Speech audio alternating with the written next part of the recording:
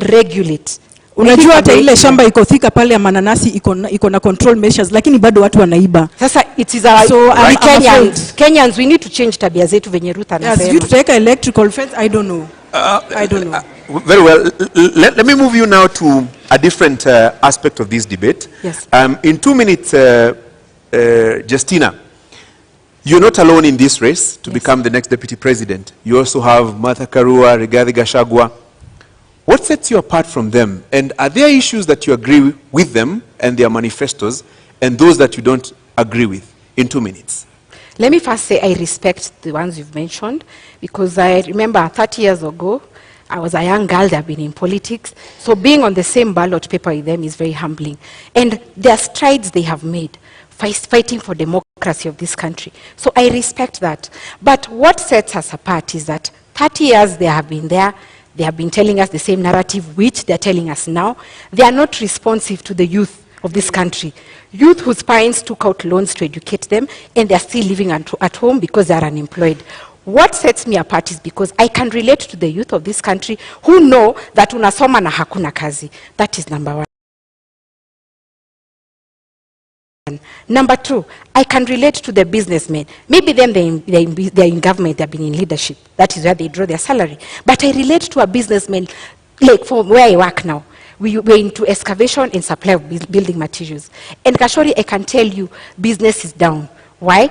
Increase of cement, chuma zimepanda bei, Kenyans do not have purchasing power to build a house. And that business is very satisfying. Because you know our role is what? We are the first stroke of paint. When you want to build your house, sindo tunatoa cotton. But it saddens me that Kenyans cannot afford. They are not building and neither are they affording to pay rent. So that is what sets me apart. I know that what we need now is policies and leadership that is responsive to the plight of Kenyans.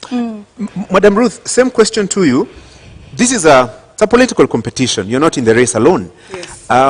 What would you use to convince the Kenyan voters to elect you as the next deputy president and not your competitors, Rigathi Gachagua, Martha Karua, and in this case, Justina Wamai? Let's first talk about the other two who are not in this debate. Yeah, at least for Justina, we have probably a lot in common because we are new, we are fresh. But our competitors, yes, they have experience, but they have let us down. I have voted for the last 2 decades. I have chosen the same leaders. So I don't see what difference they are coming to bring in, because I feel like some of them are sanitizing the leaders who have been there. We want new blood, we want fresh blood, fresh ideas, so that we gear this country to a different direction. What is this new idea, fresh idea? What does it constitute?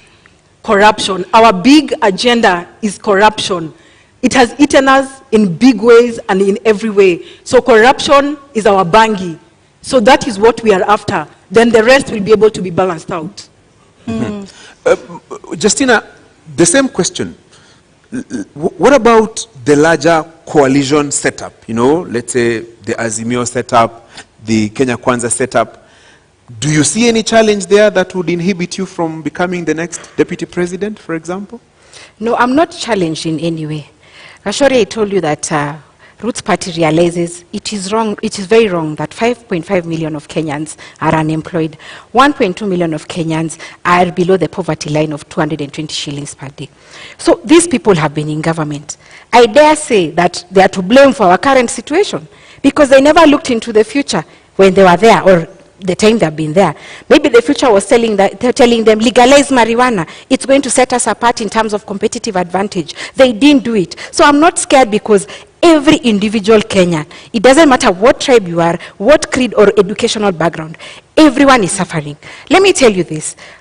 Ask a woman who has a salon or a man who has a kinyozi. Do you know boys are saying ati beard gun? It's not a maneno a beard gun. There is no money kukwenda kunyolewa. So Kenyans are lacking. Unaona pesa mkononi or the purchasing power iko chini. So I'm not scared because I'm amplifying the voices of Kenyans. Right. Bi Ruth, haswa kwa sababu umetaja maadili, umetaja ufisadi. Kwa kuwe unaelewa vipi sura ya 6 ya katiba? Maadili haswa kulingana nawe ni nini kwa dakika 2? Maadili, integrity, kwa maoni yako ni nini haswa? Unaielewa vipi? Maadili kwangu na kwa Agano Party is the intention to be transparent, is the intention to be trustworthy.